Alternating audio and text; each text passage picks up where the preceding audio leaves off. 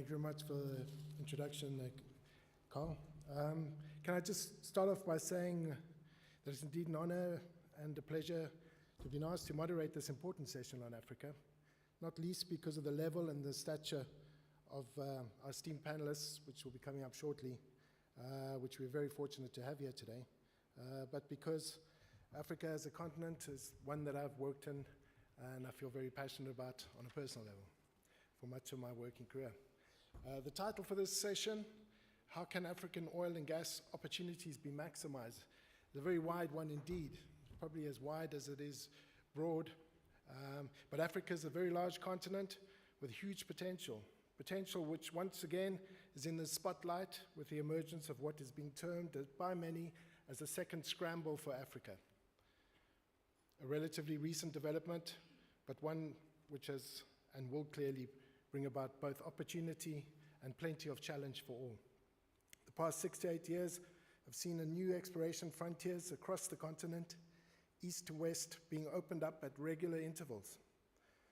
As the efforts of host governments to attract inward investment, together with somewhat brave approach towards risk by a few hardened explorers, has finally started to pay off for those countries outside of the traditional and proven North and West African oil and gas provinces. We heard this morning from Algeria and their enormous resources, Egypt, Libya, Nigeria, Angola, all proven. From the discovery of first oil by Heritage at Tullow in the Albertine Graben in 2006, bringing the East African Rift system sharply into focus again, to the more recent discoveries in the Lokichar Basin in the Turkana province of Kenya by Africa Oil, with the deep-water turbidite deposits offshore Ghana and the discovery of the Jubilee field in 2007, which we heard a little bit about just before the tea break, ultimately leading to major interest in the transform margin from Ghana to Senegal and beyond, and even more recent upsurge in activity from Mauritania to Morocco. From the giant gas field discoveries of the Rovuma Basin across Mozambique and Tanzania, where resource numbers in the order of 150 TCF, 40 TCF respectively are being suggested and are predicted to go much greater, to the increasing real interest pre-salt discoveries in Brazil, in the West Coast conjugate margin from Namibia through Angola, Congo, and Gabon. All this leading up to a very recent unprecedented uptake in acreage with much associated seismic activity and drilling activity across the continent. Our company, RPS Energy, has certainly experienced a surge in this and been particularly busy across Africa. But we all know that the discovery of oil and gas is just the beginning, and of course it was alluded to by the panel of IOCs today, that it's a potentially very long life cycle. The real work lies in the development and production of the resources, where the demands on capital, infrastructure, human capacity, and government will really come into play. With the electric power and infrastructure requirements going hand in hand with being the engines for continued growth. This is where the ministries, the regulatory bodies, the national oil and gas companies, together with the IOCs, all have a role to play. And striking that correct balance between the needs and the ambitions of the state and those of the IOCs and their shareholders, while complex, is critical. But Africa is a very exciting place to be today. And you're not here really to listen to me in the time that we have. So without further ado, I'll ask the panelists, the representatives from Tanzania, from Ghana, and from the Gambia, please to come up.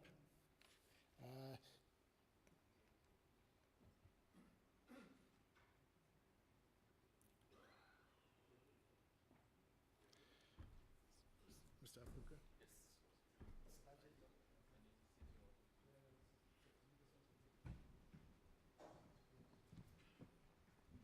I'll just ask them just to introduce themselves, say a little bit about their organization, probably just mention in the thing of time their major priority and maybe the biggest challenge. So if we can start with Mr. Opoku. Good afternoon. My name is Kyeretwie Opoku. I am a director of GNPC, the Ghana National Petroleum Corporation. Well, Mike just took you through what it is we're trying to do. 4 strategic pillars: expanding capacity, new activities, growing and replacing reserves, more effective capitalization, and then the big one, local content.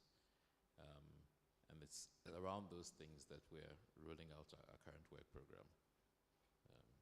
I've been with GNPC. I was part of the team that started GNPC back in the 80s.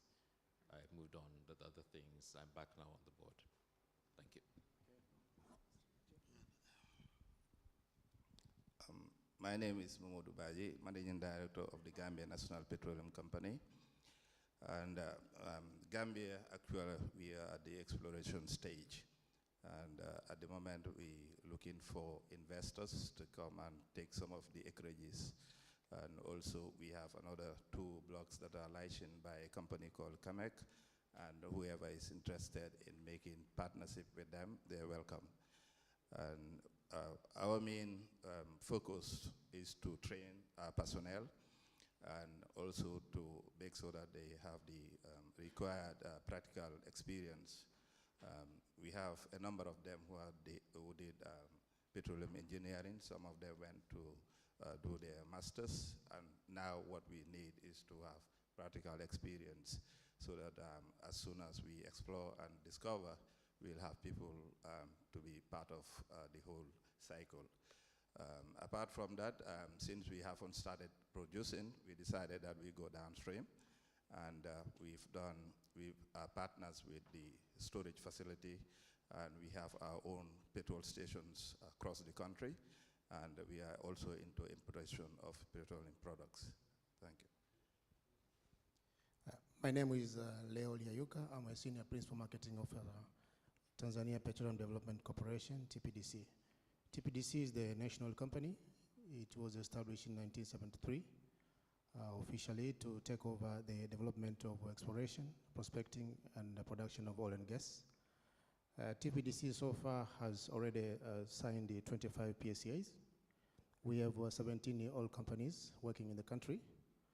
We have 3 development licenses, which are working now. So far, we have discovered 46.5 TCF of natural gas. 46.5, whereby 38.5 offshore and 8 onshore. TPDC has a number of blocks, of which we did a 4th bidding round last year. We launched in October, which is going to be closed by tomorrow. About 7 blocks in the deep sea, and 1 in Lake Tanganyika at Rift Valley Basin on the west of the country. Yep.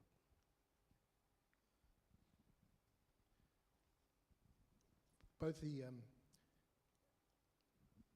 Ghana National Oil Company and TDPC have been in the oil game for some time. Michael's presentation said that you started 100 years ago. But the discoveries of the recent past have seem to have focused the minds and have created the opportunity for change in both organizations within the country and within the company. In terms of monetizing those gas things, what has TDPC done in preparation for that in terms of the structure? Yeah, TPDC actually, as a national company and a manager of the reserves, we have a responsibility to monetize the reserve which we have. In 2004, the government declared an initiative of gas to power initiative, whereby, in fact, the country has been depending power from the hydro. So due to changes of weather in the world, we lost a big part of the production of electricity from hydro. Therefore, the government declared to use natural gas for power. So far, we support 50% of the production of energy through natural gas. And now we entered into an agreement with the Chinese, for construction of pipeline from the gas sources to the city, of which is 36 inches pipeline. And the construction has gone up to 50% now. We expect by December the pipe will be in Dar es Salaam, and to bring about 705 million standard cubic feet per day, of which we expect by 2016 the production of electricity will go further from 1,200 now up to 3,000. That is the target which we are making to do it. So TPDC currently is facing challenges. Of course, following the discovery, we have done a restructuring of the organization to put TPDC in the commercial side. The government has reserved 2 blocks, blocks 41B and 41C, for TPDC to find a strategic partner to work with in the commercial activities. So the major challenge for TPDC is funding of the investments, as well as looking at the partner to work with in respect of development of those 2 blocks. Could you perhaps say something about your gas master plan and domestic use? I know you've just mentioned the gas to power side of things. How's that progressing?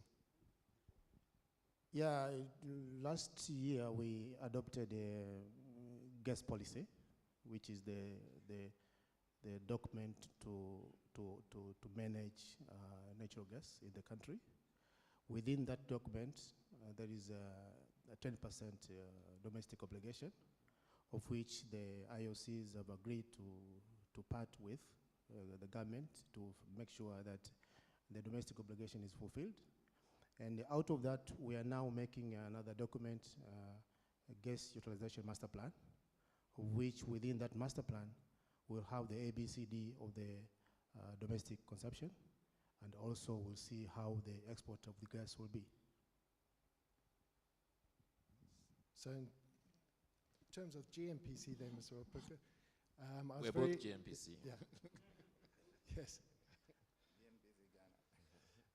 I was very interested to see the way that you've restructured your organization to form the joint ventures, to be able to work towards becoming an operator in a sooner time frame than would normally happen. In terms of your resources and what's happened since the discovery of Jubilee, notwithstanding your own internal changes, what is happening in terms of the restructuring of your petroleum sector, specifically around gas and the gas monetization? Is there anything you can share with us around that? Yes, okay.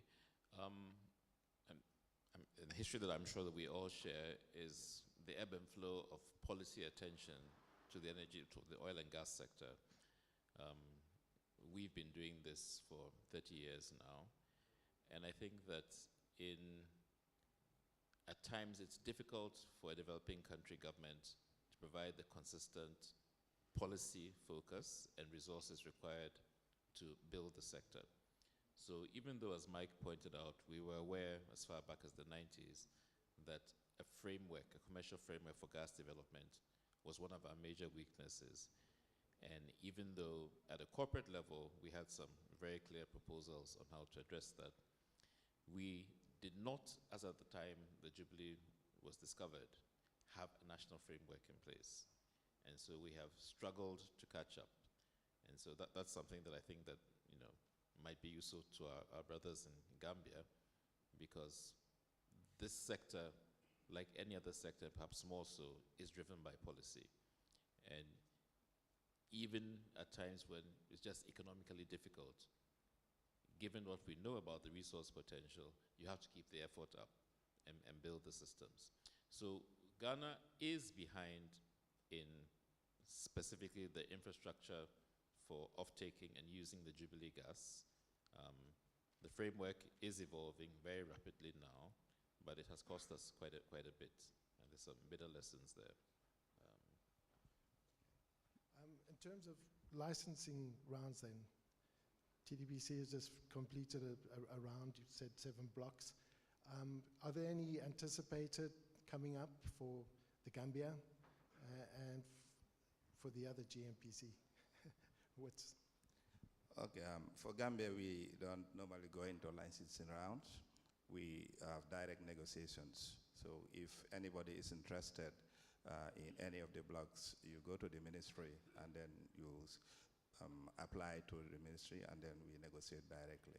So we don't go through licensing system. We just have direct negotiation. You know, the country is small and we have a small number of blocks. So we thought it is wise to have direct negotiation rather than licensing rounds.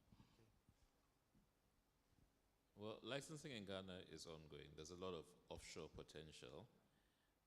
We do have both open licensing and direct contracting processes.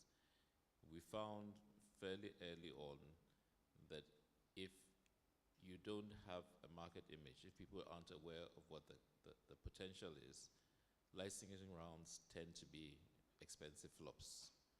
So we focus more on attracting people to specific potential, and sometimes just actually cherry-picking companies to come and work with us. Now, certainly for the Western Basin, that's the basin in which Jubilee and about 20 discoveries have been made over the last 5 years. We think it's possible to do a successful open licensing round, and at this moment, there's a draft Petroleum Exploration and Production Bill working its way through Parliament, which sets out the procedures for renewed licensing rounds. But if anybody's interested in potential, blocks are open. The process for applying for these blocks is pretty straightforward. You write to the ministry. The ministry sends you to the GNPC data room. You look around. You decide what it is you want to do. You make a proposal. We look at your proposal against the other proposals that there may or may not be, and we select what seems the best proposal to negotiate an agreement. Yeah. I think the time frame that we have left, if we could open it up to the audience, you could just state your name and your company before you provide us a question. Are there any questions for the gentleman on the panel? Sorry, yeah.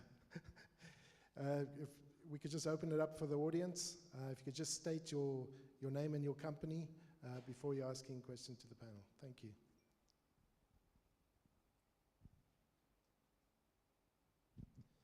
This gentleman in the front.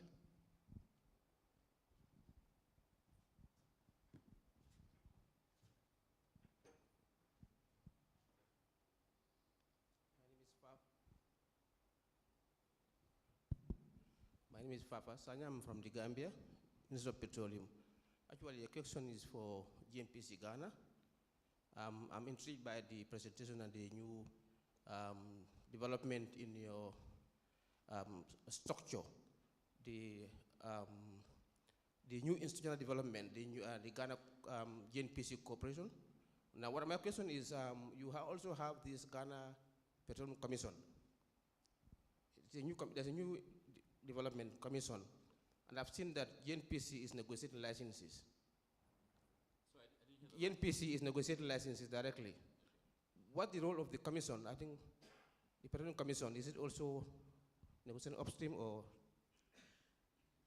Okay, our system has evolved a bit over the last 5 years. Simple answer is that the Petroleum Commission is a regulator. It's the upstream regulator. It has jurisdiction over GNPC and all the other private companies that operate upstream. So, but they are not, the resource is held in the name of the president, and so therefore rights are allocated by the Minister for Energy. Regulation is done by the Petroleum Commission, which is an independent professional regulator. GNPC is a commercial player.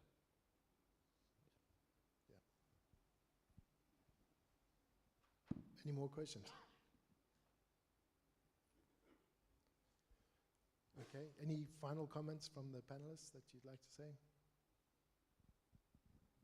My final comment is we are closing tomorrow the bidding round, but that's not the end. We have another bidding round which will come next year, mid-next year, for onshore blocks. Tanzania is a good country to invest. We have stable political status. We are ready to discuss. You're welcome. Yeah, about the Gambia, actually, what I would say is it's a peaceful country, and we have about 4 blocks onshore, and the offshore blocks are also available. So we are inviting everybody to come and see. We have a data room in the Gambia. You can watch our data in our data room in the Gambia. And we have 3D seismics, multi-client base, and also we have 2D seismic, which is also on multi-client. So whoever is interested can come, and then you can view that data in our country, the Gambia. So everybody is welcome to come and see data, and also about the partnership that I spoke about with CAMAC. They are doing the GNG now, and they want to do 3D seismic maybe before the end of this year. So everybody is welcome to come to the peaceful country called the Smiling Coast. Thank you. Well, okay, I'm sure you all know Ghana pretty well. Like most of Africa, lovely people, lovely place, you're all welcome. I mean, if there had been time, I would have liked to take the discussion into a bit more of the Africa thing, but for those who are around tomorrow and who are interested, I think there are some very specific ideas about what we should be doing as Africa as opposed to specific countries. And that's a discussion that GNPC and Ghana is very interested in. So any other African countries here who'd like to have that discussion, let's talk tomorrow. Thank you. So with that, I'd just like to thank the panelists for the session. And if you have any further questions for them, please catch them in the corridors. Thank you. Cheers.